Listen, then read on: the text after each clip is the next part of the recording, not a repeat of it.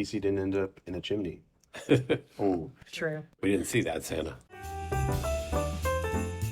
Welcome to Holiday Film Countdown. I'm Jamie Wolter, and today we're going to Kingston Falls, Pennsylvania.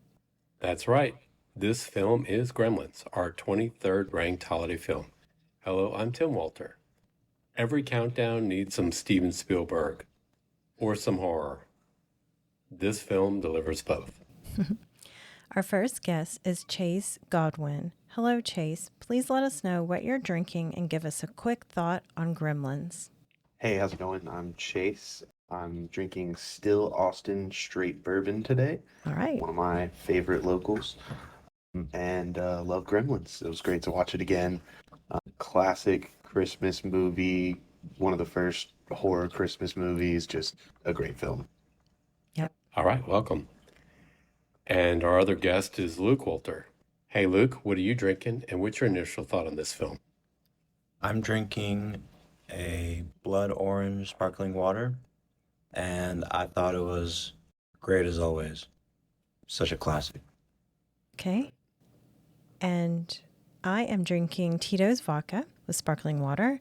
And my quick thought on the film is that how can something so cute turn so ugly? And I'm joining Chase with the Still Austin Straight Bourbon. And my thought on this film is we need some early 80s in this countdown, and we have to wait for a Christmas Story. So here we are. Gremlins was released in 1984. The screenplay was written by Chris Columbus. Chris Columbus is also a prolific director, and his directing efforts include Home Alone and Home Alone 2, both to come in our countdown. So you'll have to stay tuned. And Joe Dante directed Gremlins. Yes, director Joe Dante grew up drawing monsters, and most of his prominent films have cartoonish creatures with fantasy elements.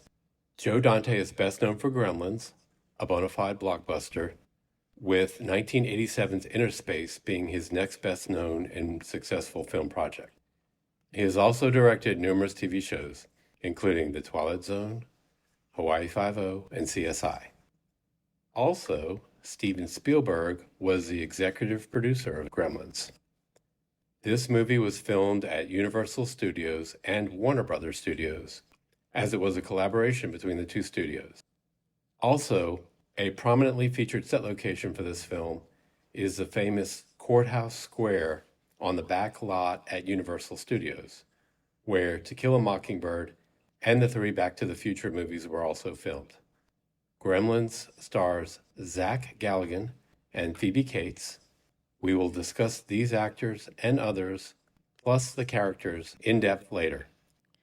I have to ask, did Joe Dante create the Gremlins? You said he drew, do you know? I don't know that answer. Okay, just curious. It said who created the Gremlins in the credits of the movie, but I don't remember.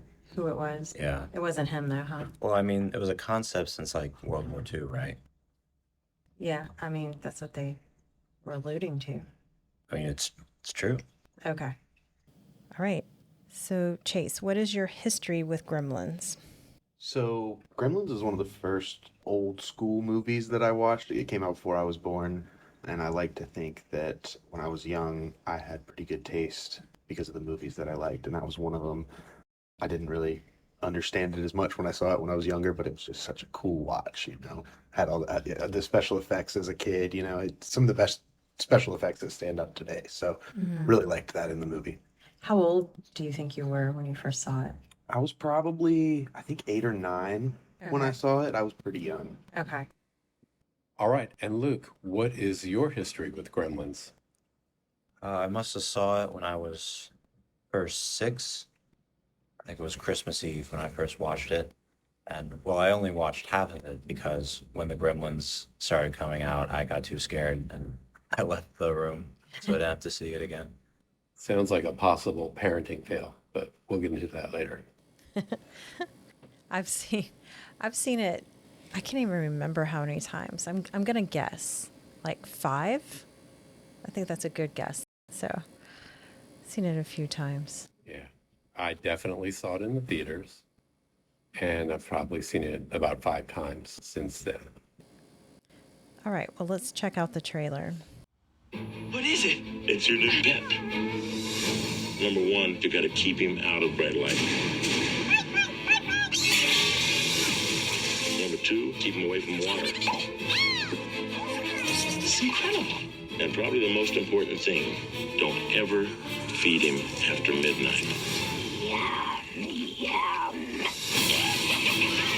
Billy, what are these things? Gremlins. All right, what did we think of the trailer? What do you think, Chase? The trailer definitely gave away a lot more than I expected it to. I guess I've never seen it since it came out before I was born.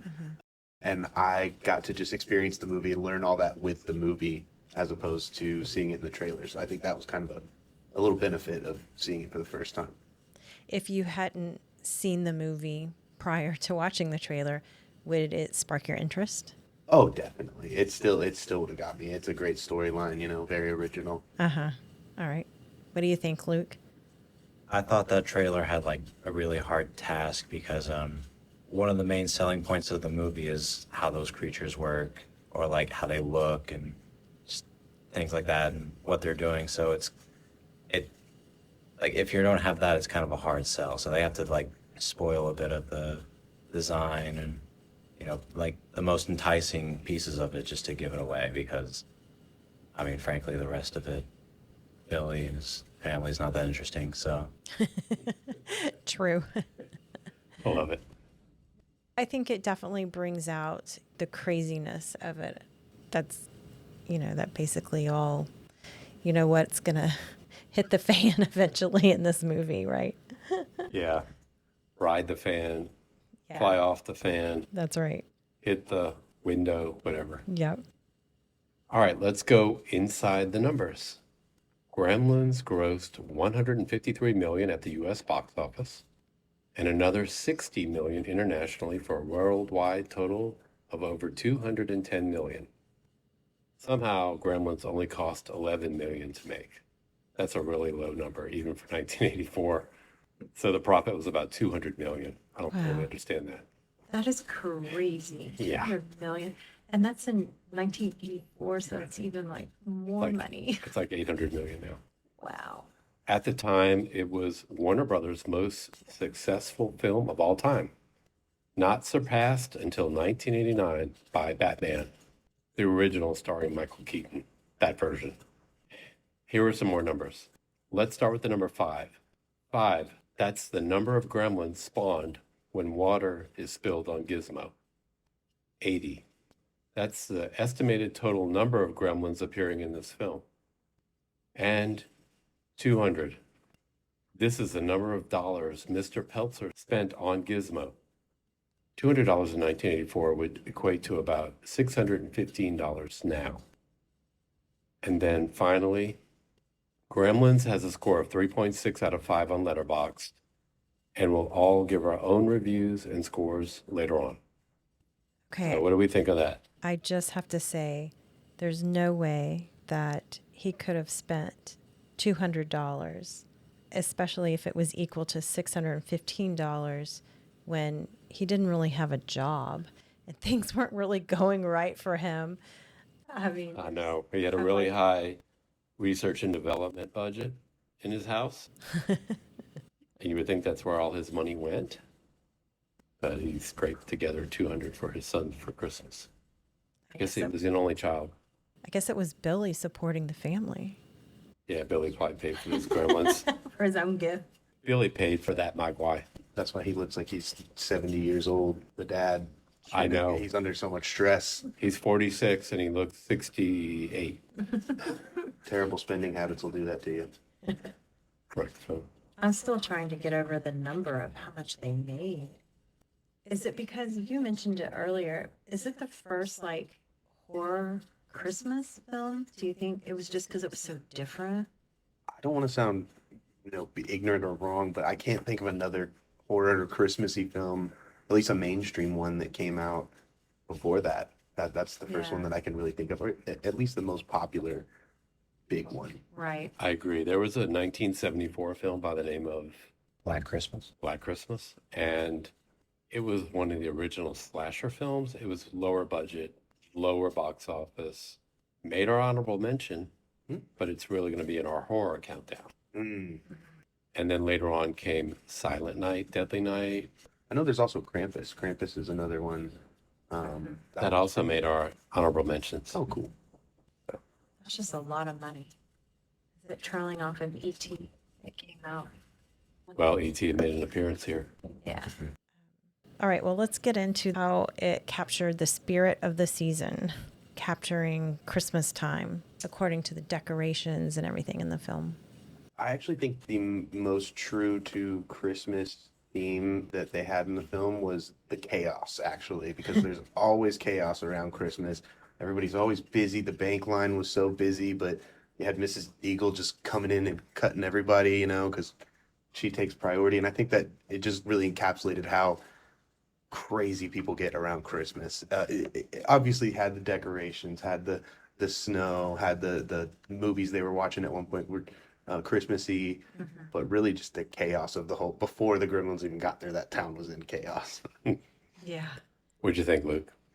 Yeah, I agree with that aspect. There was also like the whole town was a set, the whole square was a set. I mean, they could really like go in on the idea of it. It just all felt very kitschy. I know that's like very Norman Rockwell. I know that's kind of like Joe Dante's thing. He's really into that kind of thing. And he really captured that sort of like small town Christmas vibe very well. Hey, you got to pull on the heartstrings, right? Mm-hmm. That's the spirit of the season. Hey, but the only time I saw a Santa was when the Gremlins were attacking him. Remember? Yeah, that Santa had a hard time. He had about 9 seconds of airtime, and it was all over. Yeah. At least he didn't end up in a chimney. Oh, True. We didn't see that Santa No. Oh, they did have real carolers twice. twice, yeah. And some gremlin carolers. Yeah, exactly. So we had our Silent Night carolers earlier in the film, and then our Gremlins singing the Gremlin song, whatever that is, the carnival type Gremlin song. I don't know what you even call that song. It's all orchestral. We'll get into the soundtrack later. What about decorations? Yeah, we saw the trees. It started out, like Luke was saying, with the town square. They were selling Christmas trees. People were picking out their tree to decorate in their home. Lots of trees. We had a snowman head, imported Bavarian, by the way, Mrs. Deagle's. It was already damaged, and then it was destroyed. We had a stocking decoy with a little robot in it, probably set by Stripe, I'm thinking. Remember that stocking? Mm-hmm. Any others? Just lights in general. Sometimes gremlins hanging off of lights all over the square. Sometimes a dog wrapped in lights. Yep. Yeah, what was that about? Who was that? Was that the Gremlins? Yeah. Not Mrs. Deagle. Actually, maybe. oh, that's a good thought. Yeah. I didn't know, but I think it was the Gremlins because Mrs. Deagle would have not been so kind. What do you Well, think? That wasn't very kind. Well, but it was still alive. Okay, I see what She you're she saying. heats them up. She doesn't cool them down. Okay. Exactly. Gotcha. All right, let's go into the characters and actors. We have Billy Peltzer, played by Zach Galligan. He has appeared in about 40 other films, most notably 1990's Gremlins 2, The Next Batch. Also, over a dozen TV shows, including Melrose Place, one of our old favorites. What do we think about Billy, played by Zach? Very good. He has a very protagonist voice Yeah, and demeanor. It just, all American, yeah. easygoing, well dressed, hardworking, just putting it all together. Hold his family together, right? In love with the girl next door, so to say. Yep. He's the perfect guy to adopt a Mogwai and create havoc. You know, I don't even know that his character would. It's just that his dad gave it to him. Now, his dad is definitely the character that would have to press to get it, you know. Also, we have Phoebe Cates.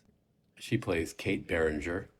She was first known by most for her role in 1982's Fast Times at Ridgemont High. And in 1983, she auditioned for a part in The Big Chill, but did not get that part. But there she did meet her future husband, Kevin Kline. They are still married. Also, she was set to play Annie in the 1991 film Father of the Bride, but was pregnant and just could not fulfill the role. So what do we think of Phoebe Cates?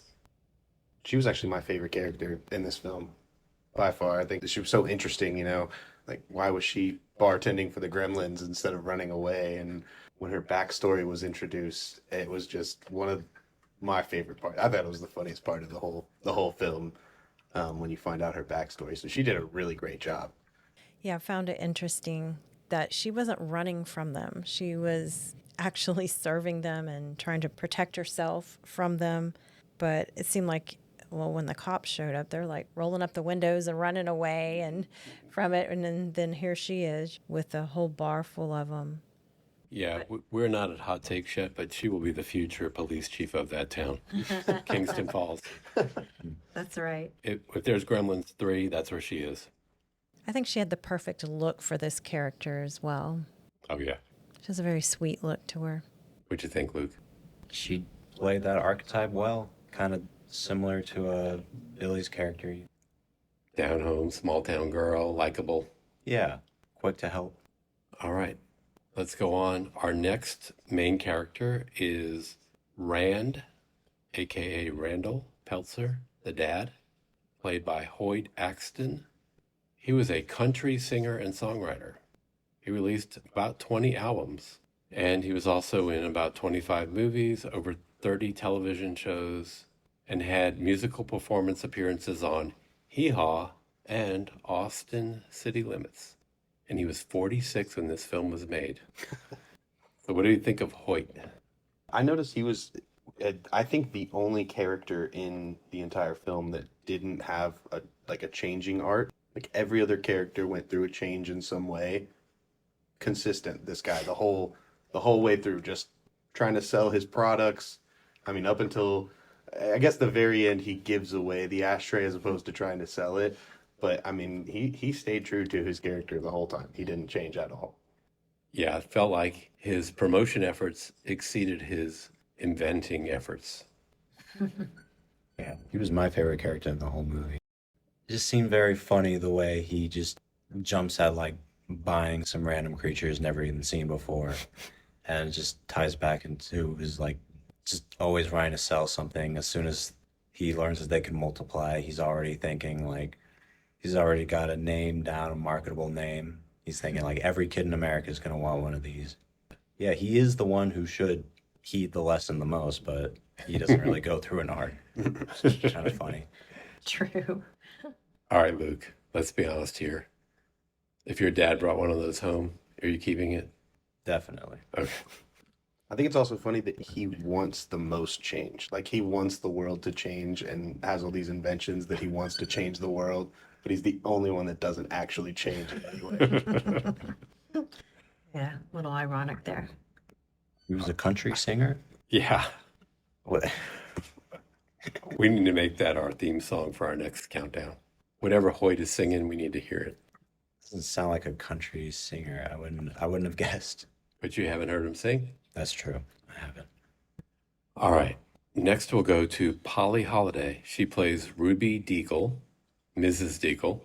She was Flo on Alice, the early 80s sitcom. Predates you all. And what do we think of her? I thought she did well. It was very Wicked Witch kind of vibe. I was thinking in my mind, is that Margaret Hamilton? But she would have been way too old Yeah. to be that. I was like, but that was really, really good performance. Yeah, she's not Peeta's favorite character. Let's just say that. No. I don't know if she took in enough cat. They might like her. Oh, true. So she gets some credits on that side. Yeah. She definitely can make the faces that the character needed to have, so she did a great job. She was relentless. I mean, the way, like, as Chase mentioned earlier, the way she cut in line, it's just, she's on a mission and don't get in her way.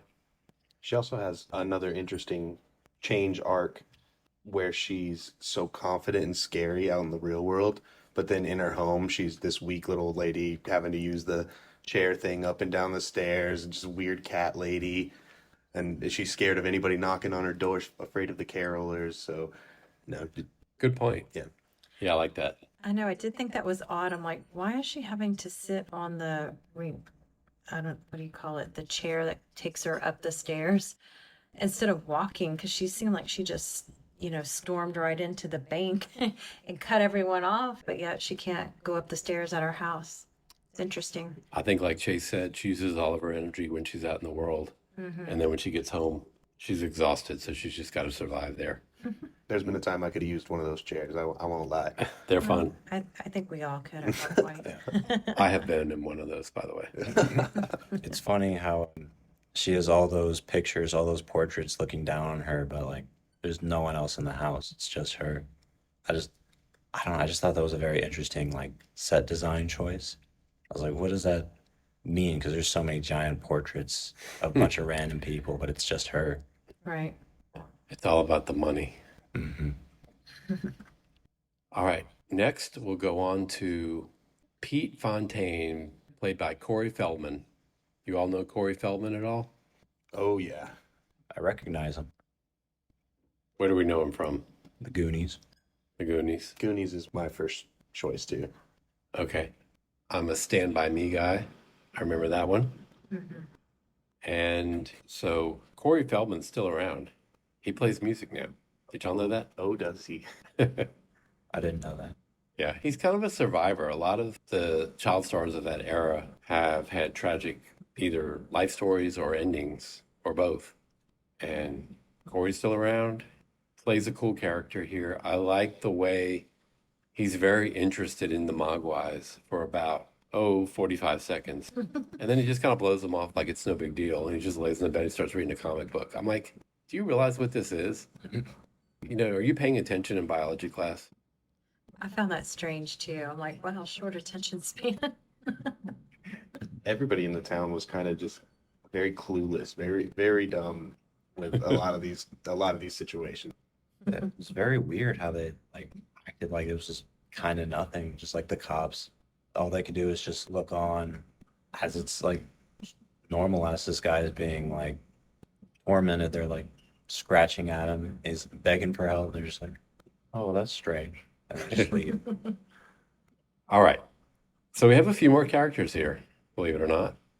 Names we know. Judge Reinhold, also in Fast Times at Ridgemont High with Phoebe Cates. I know him from the Beethoven films. Oh, yeah. And he's just a great character actor. He was never the lead, but he just plays that fun-loving kind of guy. Mm-hmm.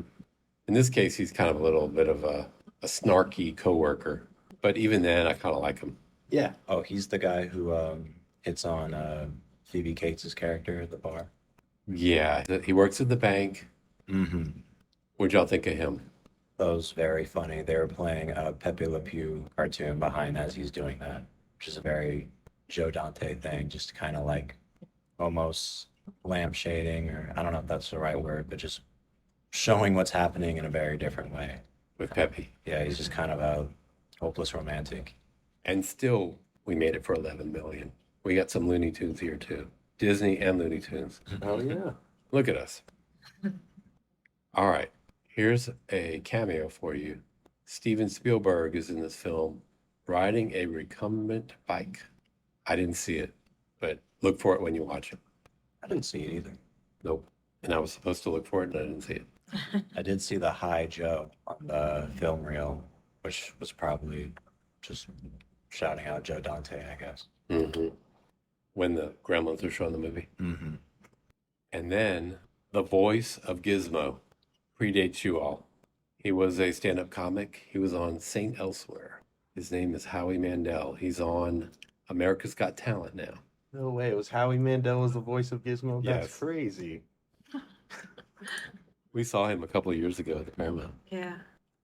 Anyway, He was in a movie I really like called Little Monsters. Not a lot of people know about it. It's about monsters under the bed. It's just a great 80s film. Nobody's heard about it. I found out about it around the same time I found out about Gremlins. okay. And it just a really good movie. Now we're going to move into any minor characters y'all would like to discuss. Anyone else stick out? I had one that I was just hoping we could talk about. Who's that? The mom. I just think she had, for such a small part in the film, she had such a great arc when she goes from just this clueless, just letting her husband do whatever he wants, making these inventions, and she just supports him through all of it, uses all his inventions and stuff. But then all of a sudden, she's this gremlin warrior killer for a scene. She just flips a switch, and she's just all of a sudden taking on kills 3 gremlins like it's nothing. And I just thought that was just great. Yeah, I wouldn't even think to put it in the microwave, but I don't know. It's just that's sort of like quick thinking on your feet. I don't know. Maybe she was a secret agent before then. I don't know. Yeah, she was good. They were throwing plates at her, and she was still coming at them. She was not backing down to these gremlins. She was going to kill them before they, I guess, got to anyone else. Yep. Protect your home. She took it seriously. Mm-hmm. She did. All right, let's talk about scenes then. Do you have a favorite or most memorable scene, Chase, in the movie? Oh yeah, it was the one that I mentioned earlier where Kate starts talking about. I mean, you see her as just this sweet, innocent character the entire film, and then out of nowhere, she just drops this horrific story about how her dad dies going down the chimney and getting stuck. And I just the monologue that she gave, just kind of staring off into space, and the camera was zooming in on her. It was just hilarious. I forgot all about that. I don't think I've really ever acknowledged that scene, but I thought it was so funny. It's horrible that I think it was funny, but just the delivery was really funny out of nowhere. It is really funny, especially how like Billy's just not paying attention. The only one who's reacting is Gizmo. Like it cuts to her saying like how her his neck snapped and he just died instantly, and then they cut back to Gizmo. He's like, oh. It was Christmas Eve. I was 9 years old. Me and Mom were decorating the tree, waiting for Dad to come home from work. A couple hours went by. Dad wasn't home. Mom called the office. No answer. Christmas Day came and went, and still nothing. So the police began a search. 4 or 5 days went by. Neither one of us could eat or sleep. Everything was falling apart. It was snowing outside. The house was freezing, so I went to try to light up the fire. And that's when I noticed the smell. Firemen came and broke through the chimney top. And me and Mom were expecting them to pull out a dead cat or a bird. And instead, they pulled out my father.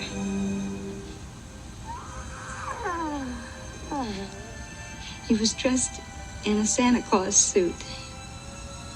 He'd been climbing down the chimney on Christmas Eve, his arms loaded with presents. He was going to surprise us. He slipped and broke his neck. Died instantly. Do you have a favorite scene or most memorable for you, Luke? Probably all of the theater scenes. Just like every bit of like those insane practical effects, how many like puppets you had to get in there, and then just like great use of like when they have limitations, they figure out how to work around it. Like when they're on the back part of the projector and it shows the gremlins coming towards them, they just use a different film of like silhouettes of gremlins going by, so they don't have to like just to convey it with animation, so they don't have to move puppets, which they wouldn't have been able to do and make it look good unless they did that. I was like, that's genius. I didn't even think about that. Yeah. That was cool. Mm-hmm. Mine is when Billy goes to the police for help. He's like, he realizes this is so out of control. I'm going to go fess up and get help from the police. And it's Christmas Eve. They're drinking. Like he's making coffee and you're like, oh yeah.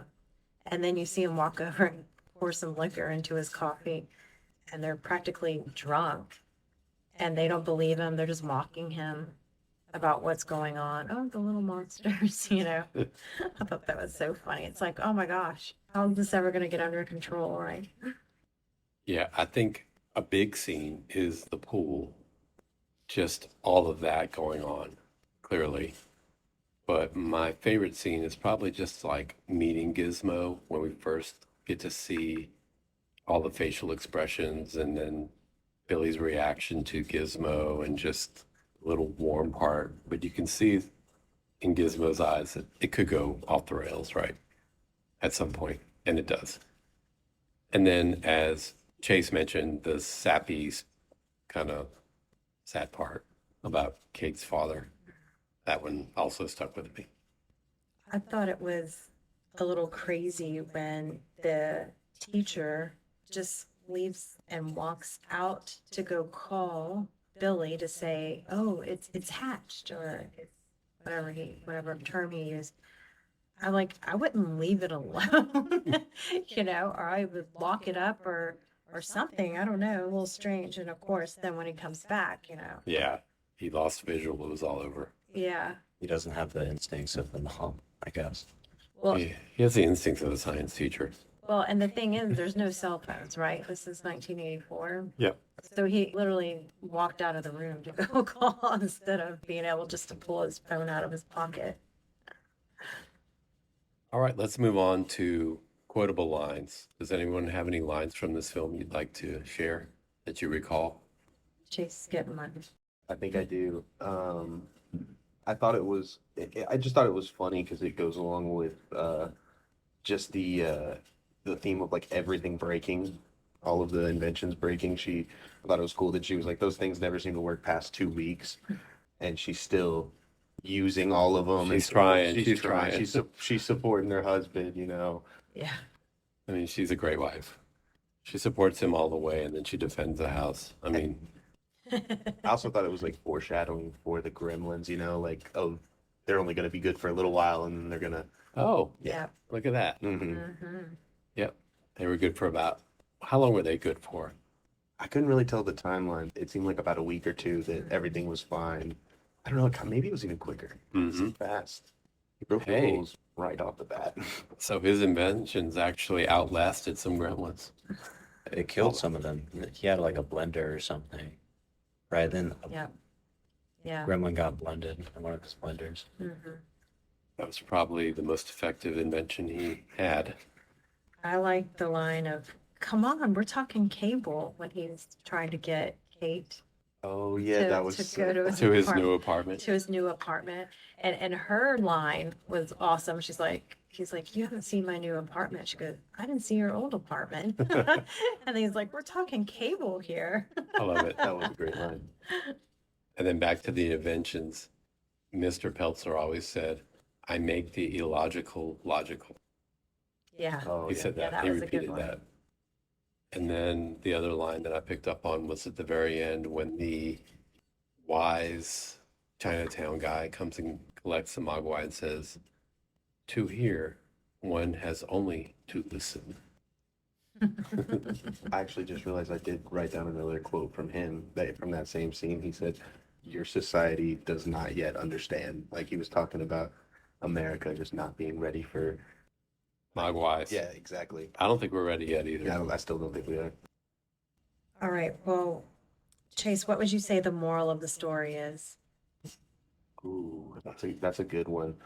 Well, the big theme for me is Mhm. change. I thought there was a lot. Everything was about change in the whole film. Yeah. So I think the moral to the story was about kind of embracing change, but everybody had to change a little bit, and everybody, I feel like the characters were a little bit better because of that. But it was also like change is scary. Change can be very, Yeah. very scary, but it's not all bad. So Yeah. it's how you take it. Yeah, I think that's pretty much what I would say is the moral of the story. It's just that, like, be cautious when it comes to change. You don't need to be so reckless when you're trying to, change the world. Like Billy's dad, how it's just kind of, I don't know, it just feels more reckless and doing it for the wrong reasons. He's very, like, profit motivated, and just, like, be careful with what you're given, I guess. Okay. Jamie, do you have a moral? No, I agree with what Chase and Luke are saying about the change, obviously, from the characters changing to the gremlins. It's an overall theme for sure. Yeah, I think I'll add that respect Mother Nature and pay attention to instructions. Instructions are a big one. Little details can get the best of you. Because you notice when Billy gave the science teacher the Mogwai, he gave no instructions. None. And boom. Yeah. All right, hot takes. Does anyone have any hot takes? I have a ton for this one. Mine, I said kind of earlier. I think one is that everybody in this town is just very clueless, just clueless and in denial about everything, and it was just nobody was realistic about what was actually happening. My hot take would be that if Steven Spielberg's name was not attached to this movie, there's no way it would make as much money as it did. There you go. It's entirely off the hype of E.T. and just, his type of filmmaking that people were just eating up in the early 80s that they just couldn't get enough of. Do you think this film would be as good if he was not attached? Would Joe Dante make a movie this good if you look at his filmography? I think so. Yeah, I'd say, yeah, it could be just as good. What's your second favorite Joe Dante film? His segment of the Twilight Zone it's actually very similar to this, I feel, but it's more focused on like crazy cartoon characters infecting the real world and just that type of stuff. It's just, it's kind of similar to Gremlins because they're kind of cartoonish, and it kind of just reflects that. I notice how he uses like old Looney Tunes cartoons and how they can foreshadow, and how he uses like separate media to inform what's happening in the world of his movies. And it's just like, I just think that's very interesting how he does that. All right. So you're a fan. Yeah, I'm a fan. Okay. So I have a bunch of hot takes. First one is Mr. Peltzer finally has a product that works pretty well, his shaving cream. Just because someone doesn't use it right doesn't mean the product didn't work. And then he just downplays it and tries to put it away. You remember that part? Mm-hmm. That's true. I feel like it just goes to show how he's all performance. He can't see the worth in his own product. I mean, that part worked. It just because someone pushed the button at the wrong time doesn't mean it didn't work. All right. My next one is, as soon as Stripe spit on Gizmo, I'd put him down. Too many warning signs there. Yeah, nobody acknowledged that. They did that for the audience to see, but I don't think anybody in the film acknowledged, like, hey, did we just see this gremlin spit on the other one? Yeah. My next one would be, even a skinny 1980s dad could not fit down a chimney. Agree. I did think that was such a weird story. I'm like, what? A grown man's gonna try to. I mean, people used to be skinnier back then, but chimneys were still small. How did he break his neck and then get stuck in the chimney? I feel like was he going down straight? And if he was, what did he hit his neck on? I know. I think he was going head first, like the Grinch. Ah. That's my guess. All right, I got one more hot take. Okay, let's go. It might be too hot. I feel like there was a little bit of symbolism of like fear of communism in like China. There was a lot of he talked about like the dragon breath, and then he was like, bad breath. And then the Mogwais were from China. The neighbor talking about like, oh, the car, like, this is a foreign piece of crap. You got to buy American. Oh, Murray with the Kentucky Harvester tractor. Yep. Yeah, I can see that. Even with the TV, right? It's a foreign TV. Yeah, I show. got to buy a Zenith. True. That's a good one. All right. Well, the parent guide is PG. Do you feel like that's appropriate for it, Chase? For the 80s, yeah. For sure. I feel like today they would have made it a PG-13. So PG-13 did not exist when this film was made. Right. Oh, I didn't know that. I heard it was like one of the first where they were like kind of realizing maybe we should have a different rating system because it's between this and R, and it's definitely not an R-rated movie. Right. You know, Good point. So it was in that. Let's explore the idea of a new rating category.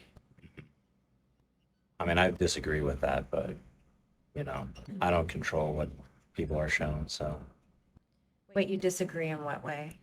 that it should have been a PG-13, and it leading to that conversation, I feel like it's solidly in PG.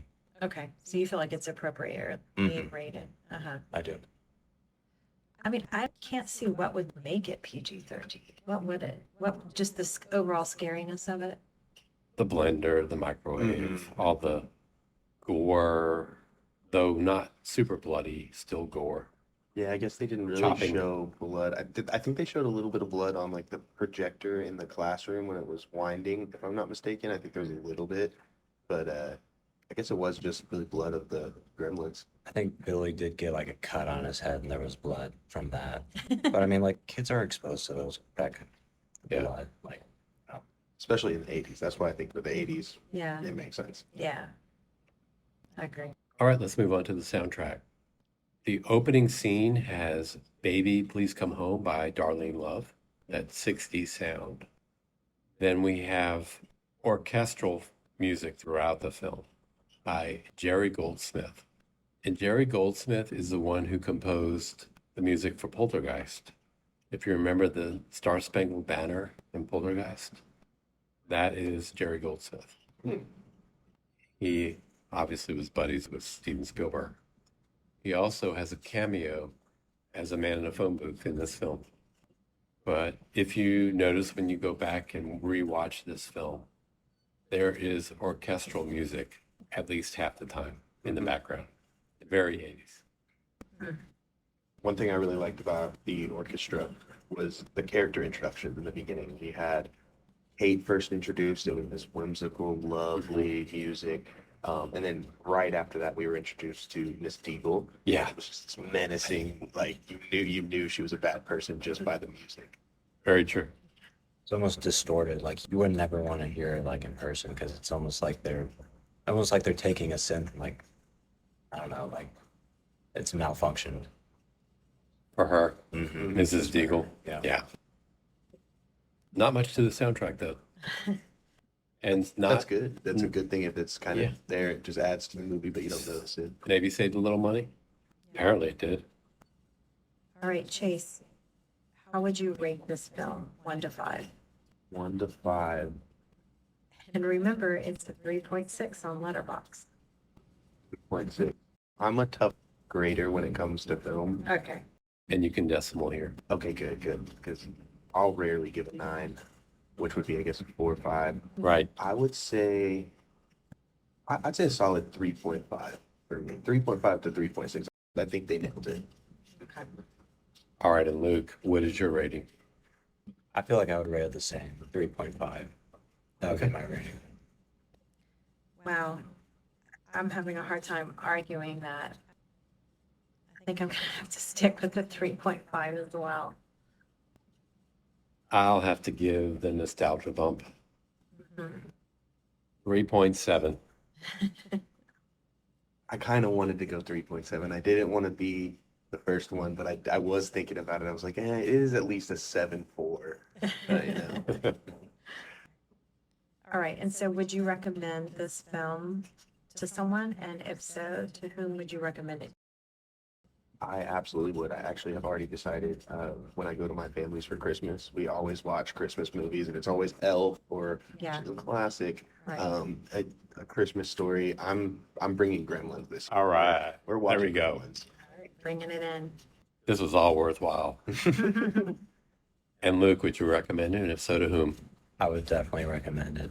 Anyone who can appreciate effects before CGI. There you go. Practical effects. Yeah. Not to say that CGI is bad, but Yeah. just working with your limitations, you can get some, crazy sparks of creativity, and it can be done super well. And yeah, I would recommend it to someone who's looking for a different type of Christmas film. Maybe anyone who is I don't know, 8 and older. That'd be pretty safe. Same here. I would recommend it to people who want to change of pace at their holiday gathering time, and also anyone who likes a horror movie or fantasy or semi sci-fi. Right. Chase, what is your favorite holiday film? That's a great question. Um, I think it has to be Elf. Elf is it's one of my favorite films of all time, and it's just a classic feel good holiday movie. I watch it every year. Yeah, I mean, that's what we hear a lot around here. we do. And Luke, what's your favorite holiday film? Yeah, it changes day by day. So I feel like opinions always developing, but right now I'm gonna have to say Christmas Vacation. That's a great one. Super funny. Never right. gets old. It's a good one. There have been times when Gremlins was your favorite, just so you recall. Interesting. But we all evolve, Mm-hmm. and it's still in your top tier, I'm sure. Mm-hmm. Sure is. So, Chase, is there anything you would like to promote? Yeah, I'll give a little shout out to my food truck. It's called Get Smashed Burgers and Hash. We're over in the lot of the Tiniest Bar in Texas, and we've got the best smash burger in Austin, I'm gonna say. Nice. Everyone should check that out. Excellent, excellent. All right, let's get over there. All right. Well, thank you for joining this discussion of our 23rd ranked film, Gremlins. Please like, follow, and comment on this podcast. Yes, please share and spread the word about Holiday Film Countdown. Thank you, Chase and Luke, for joining us. And thanks to all our listeners. Next week, we're moving on to our 22nd ranked holiday film, which will take us to St. Louis.